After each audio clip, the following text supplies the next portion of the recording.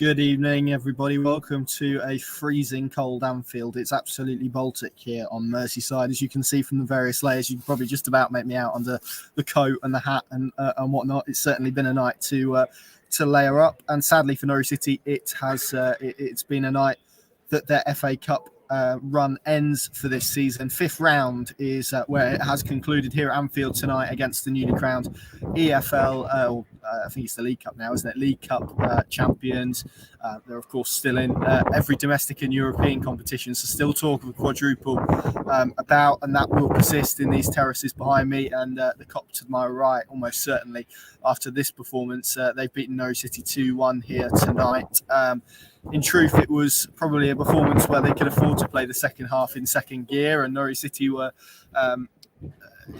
given probably a real tough time in the first half, where it did seem the pressure was somewhat unrelenting, and at 2-0 you did fear what the end result would look like when we all sort of trudged down to find any bit of warmth we could get. You did worry what the scoreline would look like as I sat here doing my verdict, but fortunately Norwich City did pull a goal back through Lucas Rupp in the second half, and it was actually a very encouraging final 20 minutes of the game. And maybe on another night, or if they could have extended that beyond at least the second half, potentially would have been sat here watching extra time. But that's not the case. Norwich City out of the FA Cup in the grand scheme of things and where they are in this season might not be the worst thing in the world, as we'll come on to. Let's start then with the team that Dean Smith selected. It was probably a stronger team than I expected when we were walking up to Anfield tonight. Matthias Norman, Timu Pukki, Milo Rashica all starting. Tim Krul recalled. It was Christoph Zimmermann's first start since August. Sam Byram started. There were quite a few Norwich City players rested for inevitable reasons, but it was a stronger side than everyone, I would say, expected. Certainly those 1,150 Norwich City fans who occupied that away end to my left as I'm sat here. And it did look like a performance that was a little bit tired, and Liverpool did seem to kind of slip it into a higher gear for 20 minutes in that first half period.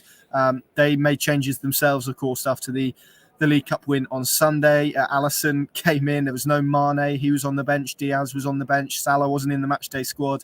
It was Minamino on the right, Jota in the middle, and Origi. No, it was Origi in the middle and Jota on the left. Sorry, my apologies. With Jones, who I thought was excellent in the first half in midfield with Henderson, and Milner was at right back. So a fair few changes from Jurgen Klopp, but ultimately when you've got the strength in depth that Liverpool have, even your second team is more talented than what Norwich City can offer, particularly with a few changes. And I thought we saw that. But I think what it's worth saying is, despite the scoreline and despite the frustrations that many people have with the goals conceded, actually I felt Norwich City defended centrally pretty well tonight, certainly off the ball. You look at the statistics, Liverpool had only 4 shots on target this evening. The problem is half of those ended in goals, and goals for Takumi Minamino, who punished them ruthlessly. And that is the problem.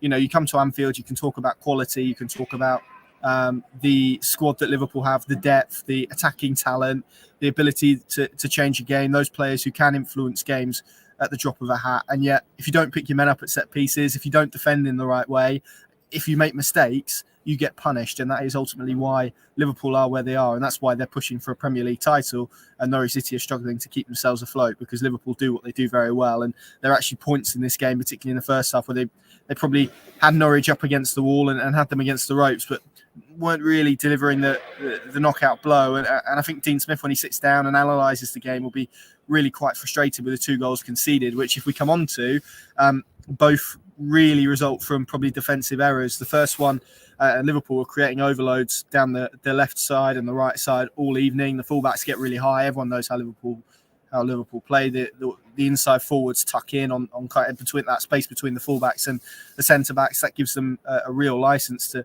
then push on. We saw Shimikas do that. It was his cross. Gibson then steps out because Zimmermann's caught out of position to go and mark Origi, Jota. Sorry, that creates space for Origi in the centre of the box. He then has enough space to turn to find Minamino. It's an excellent first touch. Normally, when a player takes a first touch in that position, you see them push it out from their foot. He didn't. He kept it close to him and was able to then take his touch and release a shot quicker than any Norwich City player was able to get to him and block him and preventing him from getting a shot on goal. It was a really tidy bit of play from a very talented footballer. But from Norwich's perspective, a mistake where the centre-backs were kind of caught marking the same player. It kind of felt like Gibson was trying to tone for Zimmerman's positioning. I think ultimately probably the blame lies a little bit with both of them. Origi has so much time to then actually turn inside the box between the penalty box and the 6-yard area to find Minamino on the right, who made no mistake from close range. And then it was really another defensive error that saw Norwich concede the second, when it was a corner that they defended well. It was Byram initially with a good bit of defensive play on Jota, forced him out to force the corner. The corner comes in. Norwich are compact. They're marking the zones and the men pretty well. Zimmerman flicks a header on behind him, and who's waiting at the back post? It's Minamino again, who takes an excellent touch and has all the time in the world to smash it into the back of the net to make it 2-0 before half-time. And, I think everyone's probably trudging in, even the Norwich players are probably trudging in, fearing what was to come in that second half, particularly given when you looked at the strength of the Liverpool bench with Sadio Mane and Luis Diaz there. Just before the end of the break, there was a little bit of concern around Przemysław Płacheta. Just before the break, he came down this near side just in front of me, looked to deliver a cross, and Shimikas gets across and almost nudged him. It's one of those where the player falls over the advertising hoardings and into the pit of cameramen below, and he laid there for quite some time. Must have been 2-3 minutes after the halftime whistle had blown before he got to his feet. Shimikas was waiting for him to shake his hand and make sure he was okay, but he would play no further far in the game. Josh Sargent replaced him at half time. And actually, I felt offered Norwich City, when he was eventually moved up front, offered them a real outlet, allowed them to get up the pitch. Players were finding it easier to play off than they did with Timu Pukki, who, it's worth noting, squandered another big opportunity at Anfield after 16 minutes in this game. Płacheta surged forward, played to Rashica. I think Kanate comes across with the challenge. It falls for Pukki. He's at an acute angle, but doesn't catch the shot, and it just bobbles past the far post. It was quite a sluggish performance from him. He to me feels increasingly like he's struggling to keep up with maybe what Dean Smith asks. We saw how perfectly he suited Daniel Farke's system, and how he kind of enabled the brilliant attacking creative play that we saw in and around him. And in a possession-based side, when you're getting the ball to his feet, there's a real talent there. But when you're asking a player to go and compete physically, aerially with Kanate and Joe Gomez, that's a different prospect. And Timu Pukki finds that aspect really difficult. Josh Sargent, on the other hand, occupied those two quite well. And there were moments where Norwich could play off him. There was one moment just after half-time where Pukki, for maybe all his flaws and quietness in this game, received Giannoulis's pass, turned on halfway, played a wonderful ball inside the fullback for Sargent. He gets on the end of it, but he fires his shot low past the far post. He had another chance later on when he did move up front, and Norwich worked the ball well. It was Jonathan Rowe, who I'll come back to onto in a minute, did really well down the left-hand side, then slotted in Giannoulis. His cross was good. Sargent, that's that old expression, 50p head, isn't it? And it just kind of hit him and went off target, unfortunately. When he probably should have been doing better, and I think he would probably look at that and recognise that. Just on to John Rowe quickly. I think if Norwich City are going to take positives from this game, it has to be his performance. He came off the bench, looked very lively. There was a lot of direct running. There was an opportunity again, which I'll come on to, but I mean, considering that young man hadn't made a senior start, before December, end of December at Crystal Palace, it feels now he's really pushing It feels now he's really pushing for a start against Brentford. He's direct, he's confident, he has a bit of swagger about him. He's got a little bit of unpredictability in wide areas. You can understand Smith's caution in terms of wanting to maybe ease him into that role and that position, but I think he can take a lot of encouragement of what he did here. He caused Liverpool real problems in the final 20 minutes. And actually, maybe it was one of the reasons why Norwich City were a lot more effective in that final 20 minutes compared to maybe the 70 that came before it. Let's move on to the goal then. Lucas Rupp, who I was agonising over on the live podcast this evening, because there was an opportunity just before his goal, actually, where he made the decision to try and overplay. And there's that expression from Dean Smith that stands out: don't make a good chance a great chance. He was trying to make a good chance a great chance. He didn't pull the trigger. And moments later, Norwich, again through Sargent, who turns really well, finds Rupp. And there's a moment, if you watch the goal back, where Rupp puts his head up and realises there's no yellow shirts in front of him and that he has to go alone. But he does magnificently well, commits the space, puts the defenders on the back feet, and unleashes a wonderful fierce strike past Alisson into the back of the net. And from there, it looked like Norwich City were going to keep the tie alive, and it maybe even looked like Jonathan Rowe was going to grab an equaliser. I mentioned how direct and confident he was.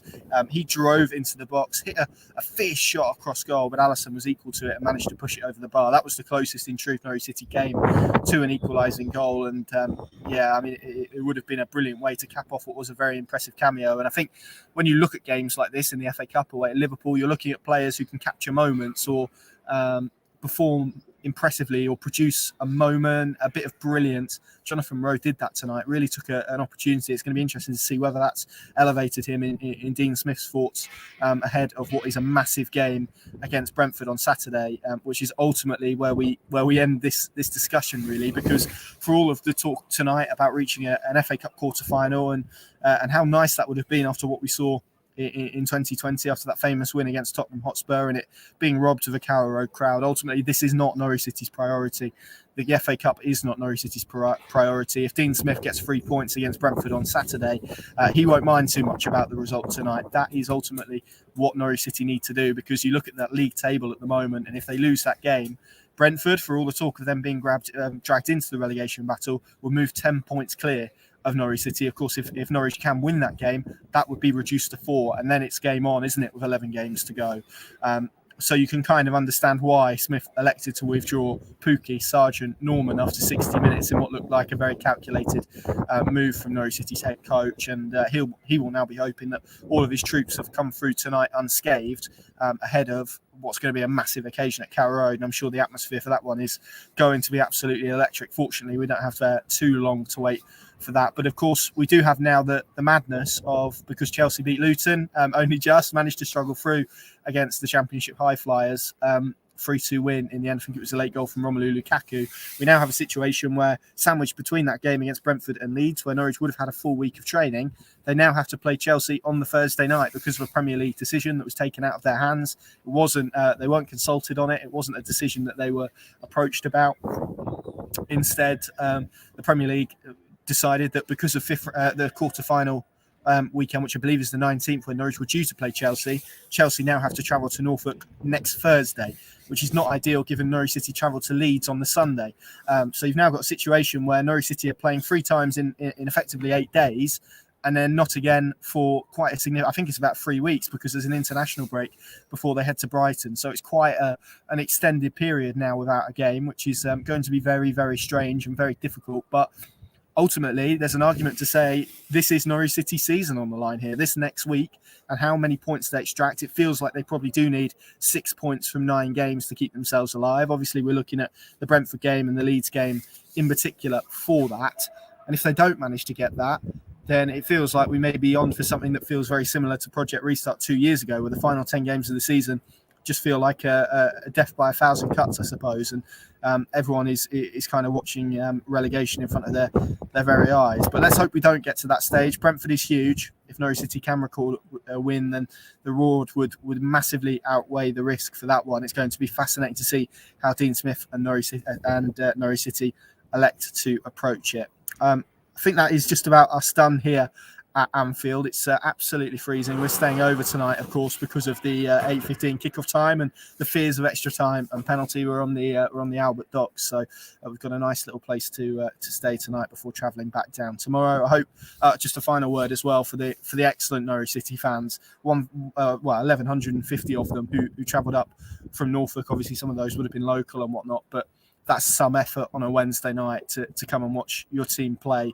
And they were excellent. There were some points where they had to adopt gallows humour, but they stayed with the team and gave them a roaring reception at the end of the game for the effort that maybe the final 20 minutes of the game warranted. Let's hope that spirit and that performance in the last 20 minutes is what we see over the 90 at Carrow Road on Saturday. Thank you very much for watching. Pinken.com and the Pinken Plus app for all the reaction and analysis to tonight's FA Cup 5th round defeat to Liverpool. That's the final time Norwich City have to play Liverpool, and we have to travel here, so that's an added bonus for you as well. Roll on Saturday. See you soon.